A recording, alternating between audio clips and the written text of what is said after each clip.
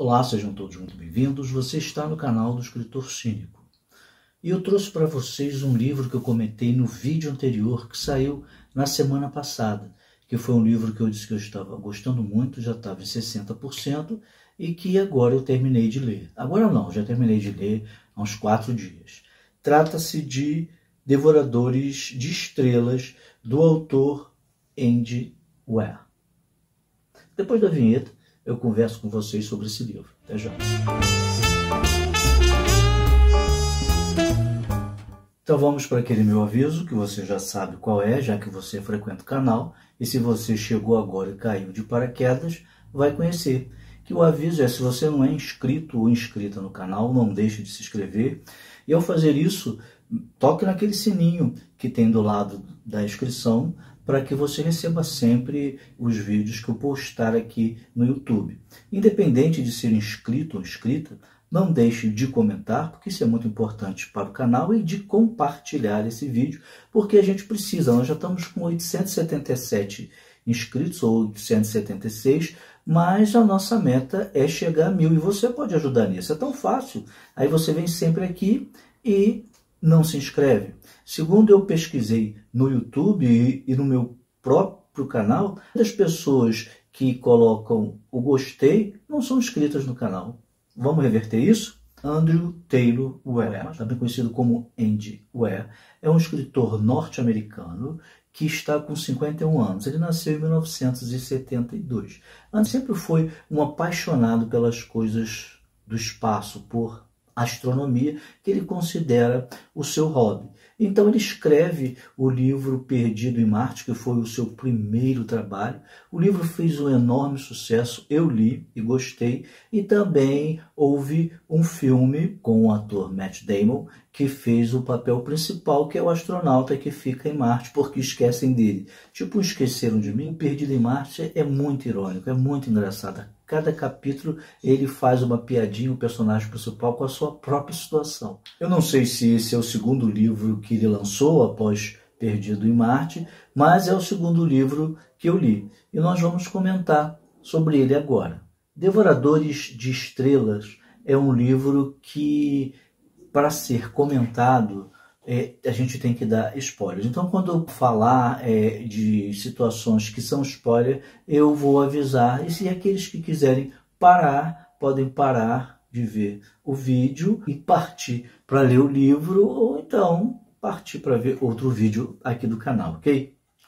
O livro começa com um homem que a gente não sabe quem é, que acorda dentro de um espaço que parece uma sala, um espaço que ele define como é todo branco, e ele está cheio de tubos.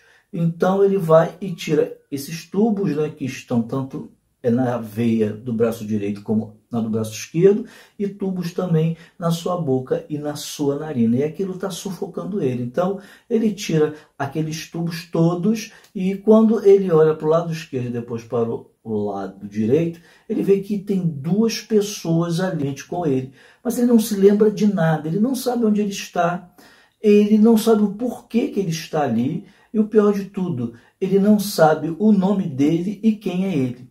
E isso é logo o primeiro capítulo. Então, a própria forma como o narrador, que o livro é narrado em primeira pessoa, coloca para o leitor, aguça a vontade de você continuar a ler para saber que mistério é aquele. E isso vai sendo resolvido a cada capítulo. Cada capítulo que vai acontecendo, ele vai se lembrando de várias coisas que vão formando o livro. E aí o livro começa a funcionar em flashbacks, ou seja, a partir do momento em que ele lembra de alguma coisa, alguma palavra que surge na mente dele, remete a uma situação, aí começa um novo capítulo ou um novo parágrafo em que ele vai lembrando do passado e vai montando a história para a gente. Então, a partir de agora, gente, começam os spoilers. Eu vou contar alguns, obviamente eu não vou revelar o livro todo, mas eu vou ter que falar para conseguir, pelo menos, fazer um comentário. Como é um livro de ficção científica, esse livro se passa no espaço. Então, o personagem que se chama Dr. Gracie, lembra que ele é um cientista. E depois que ele começa a investigar o lugar onde ele está, e ele vê que é esquisito, ele começa a explorar que tem portas, e essas portas têm aqueles estilo manivela que giram, ele começa a se lembrar e chega à conclusão que ele está numa espaçonave.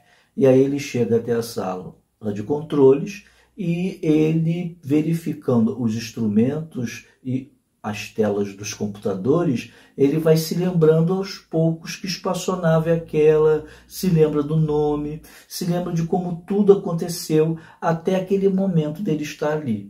Uma das suas lembranças é de que ele realmente é um cientista, mas que abandonou a carreira quando ele fez uma tese de doutorado que a maioria da comunidade acadêmica, a comunidade científica, riu dele, porque ele queria provar que a vida existe, mas sem a necessidade de água.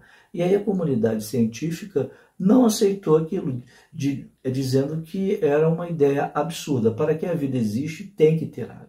Ele, revoltado, larga a comunidade acadêmica e vai dar aulas de ciências. Então, quando ele começa a se lembrar, logo nos primeiros capítulos, ele lembra que ele era um professor de ciência e que um amigo dele o procura para dar uma notícia bombástica. O Sol estava perdendo o calor por conta de partículas que ele próprio, né, o Gracie, dá o nome de astrofágicos. O que acontece com essas partículas? Elas, para se alimentarem, elas começam a comer os elementos químicos do Sol. E elas são em milhões, bilhões, elas estão enfraquecendo o Sol. E segundo as estimativas dos cientistas e dele próprio, em 20 e tantos anos, ou em 30 anos no máximo, o Sol vai ficar, vamos dizer assim, frio para a Terra. E aí a vida na Terra vai praticamente acabar. Muitas pessoas nesse período, até que isso aconteça, vão morrer por questões de que os alimentos não vão ser mais produzidos como estão, vão faltar, vão ter guerras, enfim, toda uma cadeia de catástrofes começam a ser previstas. E aí a história do livro começa a se desenvolver, porque a missão dele, ele vai descobrir que é justamente impedir que isso aconteça. Mas no meio do caminho, ele vai encontrar um alienígena totalmente diferente daquele tipo que a gente está acostumado a ver, que é mais o tipo humanoide, né? Esse eu não vou adiantar, é para vocês, mas é assim, totalmente diferente, né? Não dá para explicar sem dar spoiler. E aí vai surgir uma amizade. Pronto, isso aí é o que eu posso falar do livro para não estragar mais a surpresa, já que vão acontecer muitas outras coisas. E eu cheguei à conclusão que é um livro sobre amizade, né? Porque esse cientista não tinha amigos na Terra. Ele era uma pessoa solitária. E vai ser justamente essa amizade sobre a importância de ter um amigo, de como ele pode te ajudar nas horas difíceis. Então isso eu acho que vale muito. É claro que o livro talvez não conquiste muitas pessoas, porque, exemplo do Perdido em Marte, o escritor gosta de esmiuçar as explicações que ele dá. Ele não faz a ficção científica somente ditando, eu consegui fazer com que essa porta da nave abrisse porque ela usa esse e esse equipamento. Não, ele explica, ela usa esse e esse equipamento porque tem essa questão física, está no ângulo tal, etc. Isso vai tornando a leitura muitas vezes chatas para aqueles que não gostam. Eu, como comentei no outro vídeo, adorei, porque eu fui sabendo várias informações. Segundo ele coloca no final do livro, são todas informações pesquisadas junto com pessoas gabaritadas para isso.